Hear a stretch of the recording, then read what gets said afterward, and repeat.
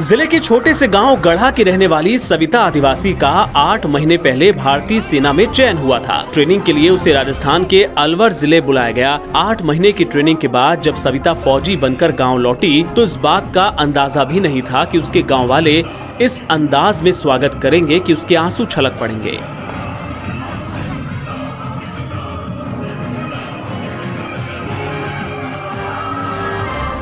सविता जैसे ही गांव के बॉर्डर पर पहुंची तो पूरा गांव उसके स्वागत में जुट गया। डीजे के साथ जमकर देशभक्ति के नारे लगे, सविता की आरती उतारी गई। गांव की अन्य लड़कियों ने उसे माला पहनाई और उसके बाद गांव के अंदर ले गए। टैक्सी चलाते हैं सविता के पिता। सविता के पिता दशरथ आदिवासी टैक्सी चलाते हैं और उसी से उनके परिवार का भरण पोषण होता है। दशरथ और उनके पूरे परिवार को इस बात पर गर्व है कि उनकी बेटी अब देश की सेवा करेगी और उनके गांव का नाम रोशन होगा। सविता गांव की एकमात्र पहली लड़की है जिसका भारतीय सेना में चयन हुआ है।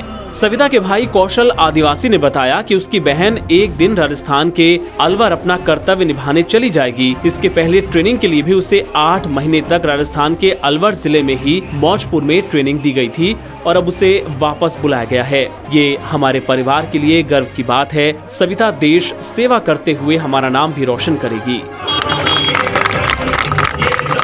गांव के रहने वाले रोहित पाठक का कहना है कि न सिर्फ उनके गांव बल्कि पूरे जिले के लिए ये गर्व की बात है कि एक छोटे से गांव की आदिवासी बेटी देश की सेवा करेगी। जब कभी गांव में कोई बड़ा नेता आता है तो लोग उसका फूल मालाओं के साथ स्वागत करते हैं, उससे मिलने के लिए आते हैं, लेकिन सविता जो करने जा रही है वो अपने आप में सबसे अलग है।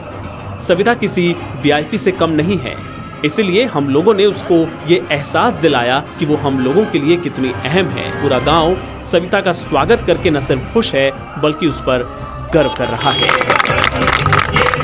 एनबीटी ऑनलाइन की रिपोर्ट।